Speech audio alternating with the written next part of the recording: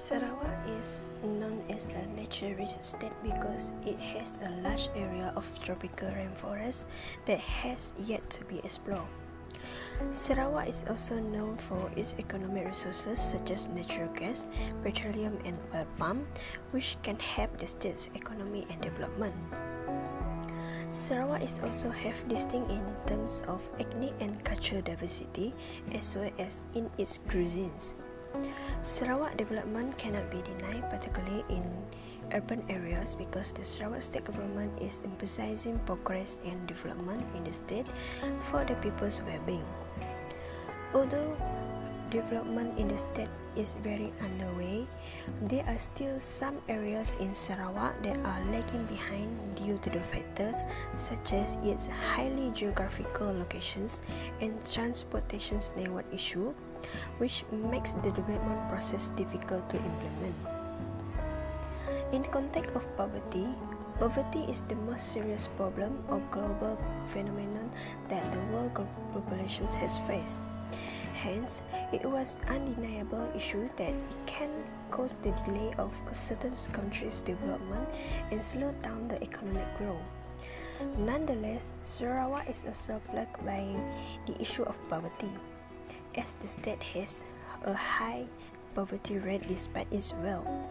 So, in this video, it will be focusing on poverty in Sarawak in terms of what indicators have been used to measure poverty, how serious this poverty will affect Sarawak development, and what are the effects of poverty on Sarawak people, the challenges that the Sarawak government must address, the effects of poverty on national security, and what suggestions may help to alleviate poverty in Sarawak.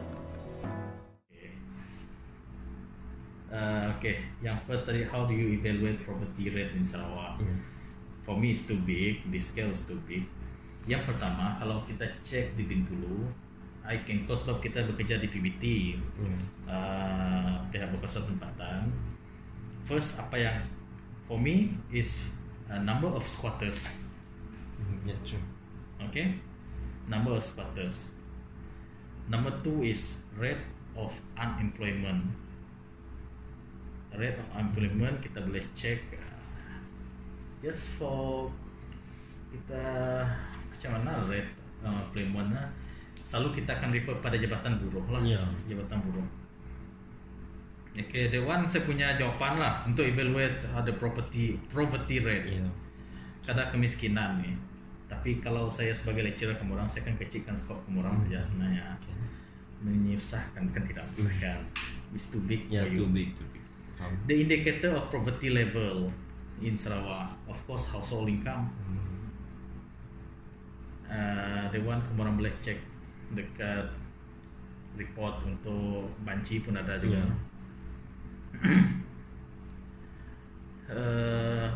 To what extent is seriousness of poverty rate in Sarawak? What do you mean extent in the seriousness of poverty? In long terms, how critical, like if the poverty, like if the poor people like more like makin banyak, so how serious it could be in long term, like in the future, macam if it not being handled, like is it serious or still can manage lah in Bintulu itself, like smaller the scopes. Kamu rasa Bintulu ni miskin kan? Kenapa? Bintulu. Why you say that? Because Bintulu is quite well developed now. Well developed lah, tapi in terms of like I think. Do you know berapa orang saja yang own the property in Bintulu, the local Bintulu? Dalam Manci tidak ada kan? Dalam Manci you can check how many people yang betul-betul orang Bintulu yang kamu orang pergi Banci, bukan menyewa. Ada cek kan dia? But a lot juga kan Banci area. Actually di Bintulu, mostly people yang buy di sini bukan Bintulu people, investor. That's why kita punya property is boom. The market price, the market value is too high. PBT cannot handle the one. Shida can handle. You know Shida is what? Persatuan developer di Sarawak, Syida. So mereka yang control. As a PBT kita tidak dapat control the price. So the people cannot buy property dekat sini. So that's Kita punya household, kita punya income di Bintulu 1,200. The highest lah dia one. Ada juga lah yang bawah, tapi the majority is 1,200. You want to buy the property di Bintulu, that's why saya tanya you all, kita di Bintulu ni kaya tidak? For me is not. Belum sampai tahap tu, because kita local, kita kerja sini. Untuk membeli sebuah property di Bintulu, you might have 100,000 in your account. Kecuali Dewan jangan rekam lah, kecuali kita nak Dato' ke, Tan Sri ke, so should not be problem lah. But you might have a plus minus 100,000 dalam kita punya account. Mostly yang kerja di the offshore engineer, okay lah, kita boleh faham lah, mereka punya household income is high. But the people kerja dekat Semalaju, they have a medium income, middle income, kita kata dalam 2,000, 3,000 macam tu, 4,000, 5,000. So di Bintulu harga rumah for 270,000, siapa yang layak beli, range gaji dia 4,000 until 10,000. Fresh grade yang baru kerja, kita just dapat 2,000 something, the highest lah. Akan biasa higher, the minimum lah 2,000 something ataupun less. Seletak 2,000, belum dapat layak untuk beli 270,000. That one is paling murah di Bintulu. So you see the reality in Sarawak. Dia bukan berkata kita rate, kita property, kita sebenarnya kaya, tapi hasil yang ada di Sarawak is not us, bukan kepunyaan kita. Okay. Menjawab soalan the seriousness of property in Sarawak. Kalau if it extend, sebenarnya bila kita extend, actually satu isu saja, infrastructure kita tertinggal. We left our infrastructure di Semenanjung. The highway bertambah-tambah, kita Pen Borneo, how many kita punya government sudah bertukar? Belum habis lagi ya. That one. So I think this one is reflect our infrastructure. Kita sangat tertinggal that one. Okay, number 4, how could the poverty affect the development in Sarawak? Okay, you say about gaji, household income, pendapatan isi rumah. Okay, di Bintulu kita tidak join lah, jarang kita join dengan Jabatan Kebajikan untuk cek gelandangan, pergi ke area setinggan, squatters, but kita provide them the facilities. Kadang-kadang kita buat pendapatan khas untuk mereka daripada Kerajaan Sarawak. Okay, poverty is dalam development. I give you satu example di Kampung Sinong, Kampung Masjid, Kampung Sibiu ataupun Lot 11. Lot 11 is tanah, kan kita kata haraplah setinggan lah Dewan. Setinggan. Right now kita telah plan, the government telah plan, BDA kita telah buat perancangan untuk, kamu orang dah ikut ke banci itu? Kan Beselah saja ikut. Okay, dia seorang saja ikut. Okay, the purpose kita pergi sana nanti, the banci pergi sana sebab ada satu perkara yang CM akan buat.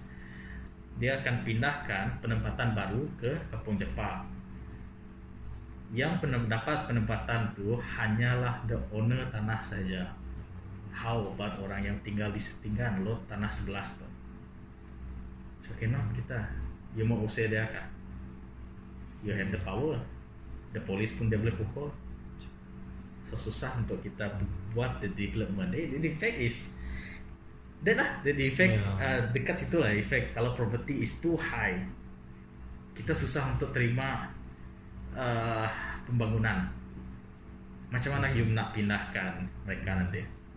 Suruh mereka tinggal di tepi-tepi jalan. That one is effect lah. This one saya based on apa yang PBT buat lah, bukan semua, tapi what is come in my mind, and then apa yang berada yang terjadi dekat in my section. In my section is mostly kita pasal property sini lah. Number 5, let's check number 5. How do community? Ini saya jawab semua ke habis nih? Ikut ya ikut. Oke lah, kita cek satu-satu alat kemudian saya datang. Sekian kemudian. Okay, how do the community know in which category they are in? In what? What community?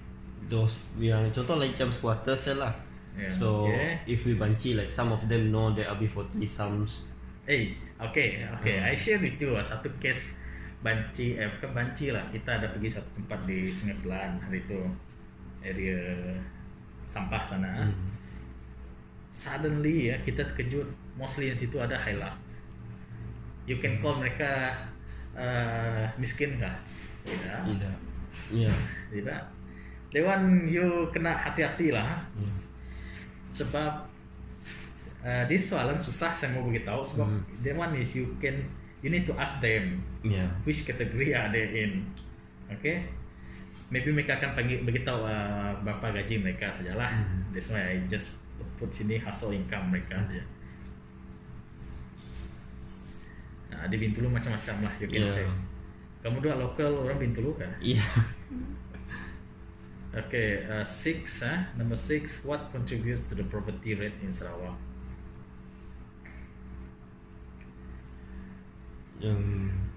Tapi like you mentioned juga before lah, like low income. Soalan berulang kan nih? Tidak juga. Maybe sebab you dah jawab tadi, right? So mungkin susah mau own a house because of low incomes and then lead to more squatters. Okay lah, boleh lah tuh. You check, you pusing-pusing saja lah. Yeah. What could happen if the poverty rate and the issue get worse? The issue, you need to mention what issue is this. What if happen if the poverty rate get worse? That one development kita susah. Delay development. Yes, delay development. And then bukan setakat poverty. Kamu ada baca kah some of the article dekat negara third world country macam India? Can I ask something? Negara paling mana yang paling tinggi rate of poverty?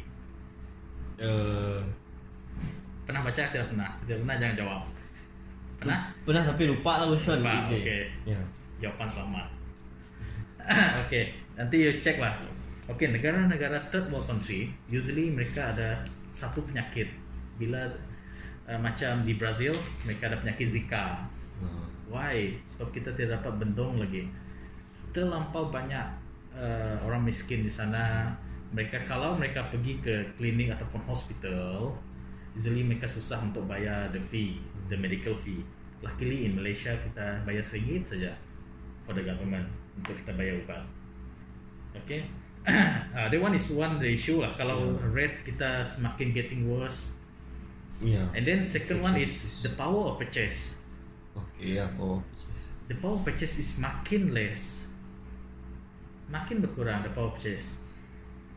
Contoh harga RM1 sekarang tidak sama dengan nilai harga RM1 1990s. That one is the power of purchase lah, makin berkurang. Harga makin menaik, the power of purchase berkurang. That call is inflasi. Utang kita makin banyak. Utang makin banyak. Okay, nomor 8. What did the government do to tackle the poverty issue? This one you can ask. Saya bagi suggestion ke orang, find someone officer dekat Jabatan Kebajikan. So BDA dia tidak provide this one. And then what will the challenge the government to achieve or construct zero poverty? To achieve or construct zero poverty, the challenge is mindset. True. Mindset. Kalau seseorang tu cukup sifat, kita tidak beritahu mereka macam pemalas. Sebenarnya mereka sendiri fikir mereka tidak dapat buat, susahlah sekarang. Tapi kita tidak boleh salahkan mereka lah sebenarnya. This one is the mindset individual sendiri. Not semua, tapi some of them. Macam kenapa ramai di Bintulu sini, ramai yang dikatakan ramai orang gila. Isu baru-baru nih. Nah, Dewan, sebenarnya kita boleh tackle the one. Sometimes mereka have the mindset saya orang gila, saya can go anywhere, my family jangan peduli saya lagi. Dewan yang terjadi di Bintulu lah. To begin, the Malaysian Department of Statistics employ a number of indicators to assess the country poverty rate, such as absolute poverty measurements, relative poverty, and the multidimensional poverty index are the most common indicators used by the government to measure poverty across countries, the MPI. The poverty line income, PLI, has been established through these mechanisms and is a requirement. This is because if a household gross income is less than the PLI, it is classified as being in absolute poverty, while the gross income that below than half of PLI, it is in the context of the hardcore poverty category. According to this, the incidence of absolute poverty in Sarawak improving, falling from 11.9% in 2016 to 4.9% in 2017. Nonetheless, the unemployment rate is one of the primary indicators that can be used to measure the poverty, as it is impossible that it is contributing to the rise in poverty rates. However, when we look at the unemployment rate, we can see that high employment in a country can contribute to an increase in the poverty rate. This is because the unemployed, particularly in the urban areas, do not have the opportunity to find work that pays enough to cover their living expenses. Sarawak, for example, had an unemployment rate that fluctuated between 3.9% in 2018 and 3% in 2019. But according to Mr. Gordon from Section Penilaian dan Pengadaan Harta, he mentions that Bintulu, particularly the poverty rate, was contributed by the unemployment rate and the increase in squatter houses. Furthermore, while the COVID-19 outbreak affected the entire world, it had a significant impact, particularly on the nation's economy. It is very clear that the society will begin to lose jobs, become infected, be laid off, and even face pay cuts.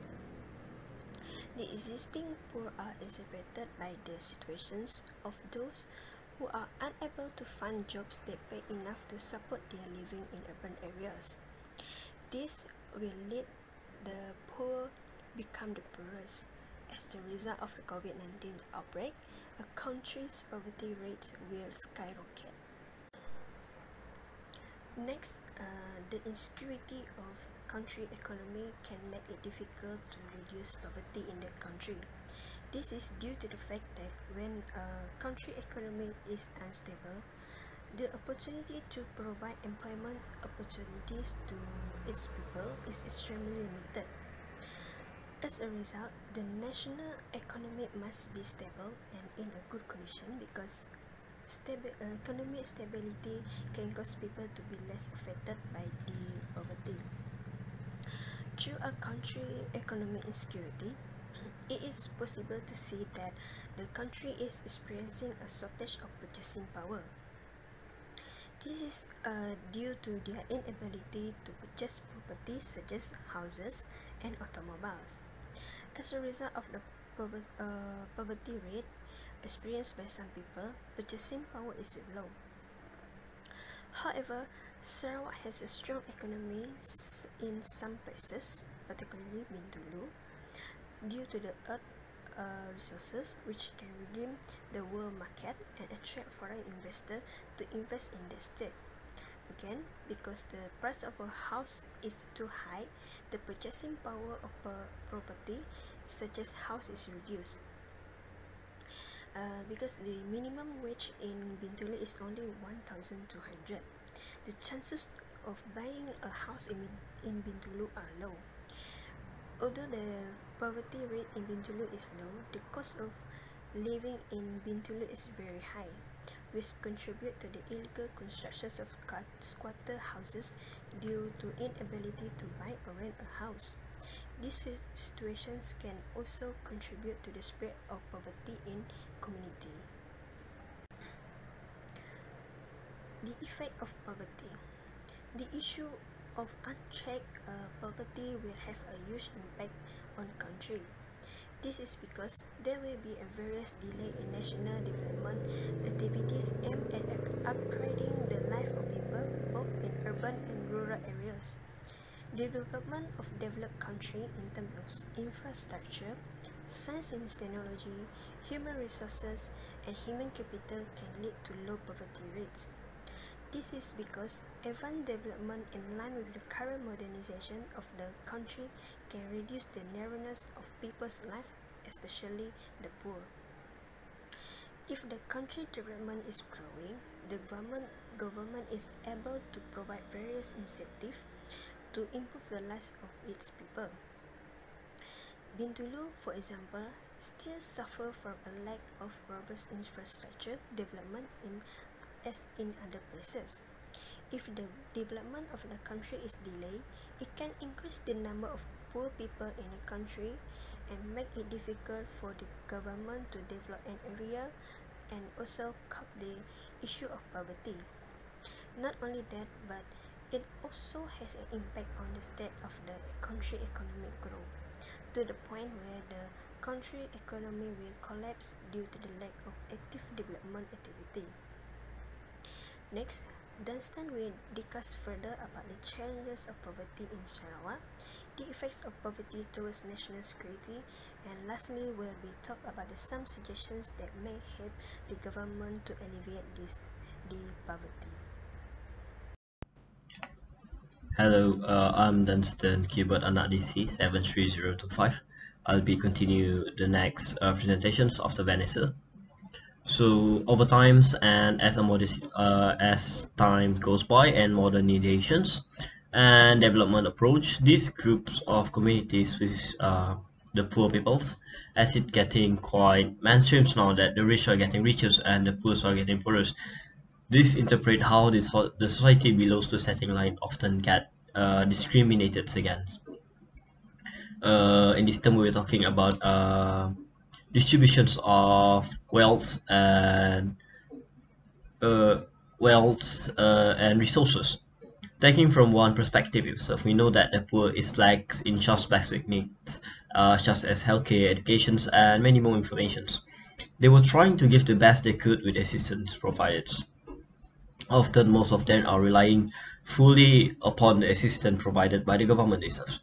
The problem then becomes more compounds and perpetuates when the government in its worst case scenario is involved in such corruptions and abuse of power among politicians who are putting the poor into the pits. Taking for examples, the amounts, the locations that should be given to have the poor were used for their own goods. The numbers of elite societies getting richer increasing rapidly, so does the numbers of the poor, because there were no injustices in managing the distributions of resources and wealth. Quoted from Griffin's 2000s, he quoted that there is more to poverty than a lack of foods or incomes, or even the necessities of life. Also important are social relations, such as friendliness or hospitalities, social mobilities or realistic hopes of being able to rise to masterships, and social distance, the little house that become a hut alongside a palace. To the extent that in these terms of poor getting marginalized would threaten the national securities. This due to its excessive lack of developing and growing materials such as education, information, and growth developments, the poor becoming an objects that were targeted that could become a weapons of the nation itself to the nation destructions.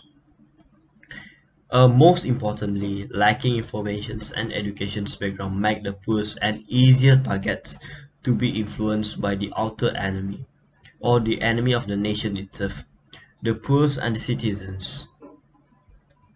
In these terms we were talking about, we can take for examples like how the poor read just news that are trying to put down the governments, trying to condemn the governments, the agenda that they will use to gain the attentions of the poor who had no basics ideas or no information, who doesn't have any readings about how true or how valid the news itself.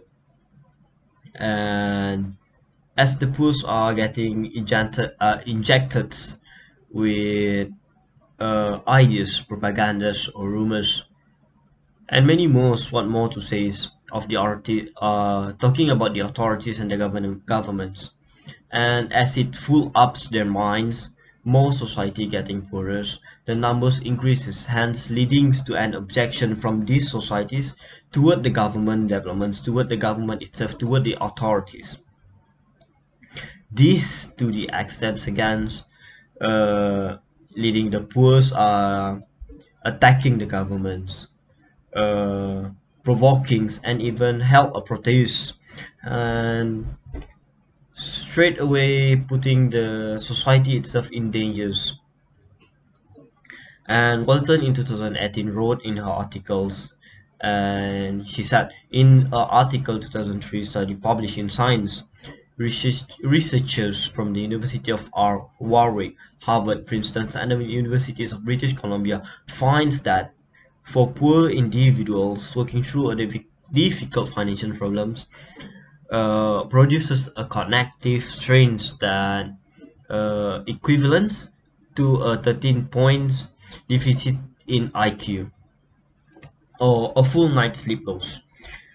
Similar cognitive deficiencies were observed in people who were who were under real-life financial stress, and this nonetheless proved that how being poor is already changing their behaviors and making them create or make such decisions where they were unaware of what they were doing. Even a scientific research proved that being poor affected someone or an individual's way of thinking. It shaped them in those situations. And worse with all the propaganda being issues and rumors were used to tackle downs that were promoted, that were published without valid reasons, without valid certain uh, reference to defense the validities of the news itself, making this society to believe those news are real to the extent that they doesn't know that they were being used as a weapons to threaten the governments or the national securities. Without having the audacities or common sense to read through the validities of the news, they straight away projecting hatred, madness, protests to the government itself. And if it get worse, a protest from the poor peoples who are tired of being treated such ways, who are tired of being put in those below the lines, who are tired being the objects, the problem itself by the governments, the products of the corruption, the product of the unfairness returns, the product of the unbalance of distribution of the wealth, the resources, the discriminations they receive as a poor. And if it get worse, a protest from the poor who are tired of being treated, then threatens the security itself. This putting the country, the national itself, at risk of being politically unstable, and which could touch into national peacefulness and developments. The peacefulness of the developments of a society itself, of a nation itself, are being at risk, delay the developments, and even the national security policies delay, putting those decisions makers at risk of not getting good ideas. How could a policymakers or decisions makers make a policy that could fit the poor when the poor itself already show projections of objections and protests? Hence, lack of information and educations make them think less away, and shorts is that they have low common sense and distributes. They were unaware of how the rumors are being used toward them, projecting as a weapons to put down a nation itself.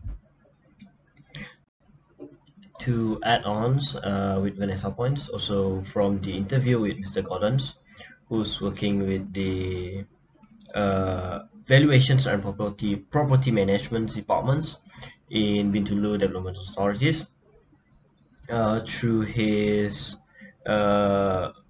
interview with him, we were also getting the ideas of how does the poverty could affect the national security itself. Here's we can conclude that the poor will become an easy target to be used as a weapons to become a distraction toward the state building itself, as they will lack of information and education backgrounds. Hence, they were easily influenced. In these terms, we were talking about to even find a validity of a certain rumors. Certain rumors were used or published already led them to objections against the governments. Hence, whether the news itself is true or just a false statement, these poor people doesn't have the backgrounds to even check, to even went through how valid is the news itself. This to the extent putting the political stability at risk. And when a country security itself is not safe, how could a country develop a well-stable and a structured political system? Also, we were talking how the challenges for the government to achieve a constructive policies. From the interview itself, we were able to get that the policy that does not fit the intentions to help the poor often the main reasons to how the poor are getting poorer, how peoples are getting more and become poor, how youth itself could become be put or categorized as being poor. In these topics, in these axis, we were talking minimum wages. Minimum wages are still below the limits, are still putting the people not being able to purchase certain items to possess materials. The power of purchase were not big enough, were not strong enough for them, as the minimum wages is still below the range. And lastly, the mindset those poor has toward developments that was set by governments. Often poor people still fitted up in their cultures where they will grow that this is how we should be, hence this is what we believe. So when governments trying to adapt policies from the westerns or policies from other developing countries, they were unable to accept it as it doesn't fit their culture, it doesn't fit their mindset, it doesn't fit how they were being raised up because of the poor conditions where they were raised up. And last point also, we were talking about what could we suggest, what could the Mr. Gordon suggest the policymakers in handling the poverty rate in Sarawak. And from the interview we conclude that the policymakers, the decision makers should be more concerned toward the poor and really understand what policies that implements toward the poor in helping them. Would it bring changes toward the nation building itself, or only to fit up their greeds, only to fit up their needs? Hence again, we were talking about we were talking about abuse of powers and corruptions, how the politicians were using their powers to fit up to their greeds, to to only focus on their needs, to only focus on what they want instead of really helping the poor. This is the reason why the poor are getting the poor and the richest are getting riches. The so-called elite teams from the politicians were getting use of how they were let go whenever they were caught in actions, how the authorities doesn't really take actions toward their wrongdoings, where it's often go to their sides and not to the poor's hands. This will leading how the poor are getting poor and the rich are getting rich. There were really no intentions of helping the poor. So we will listen to how the interview went with Mr. Gordon Lisef. Also, the policy makers, decision makers should enhance and emphasize how we really need to help the poor, not to only turn out a blind eyes to the poor society's conditions. Because if the poor were not being helped, if the poverty rates were not being really put onto focus, we could become a countries where the amount of poor society, the amount of poverties are overtaking our developments. Also, the government should implement and focus on how they could manage the corruptions that happening among the politicians, because of the politicians attitudes, the behaviors of crimes, those poor were not being able to be helped, because the allocations that were being given that should be used to help those poor were being used by them for their own greeds. Thank you. That's all from me and Vanessa.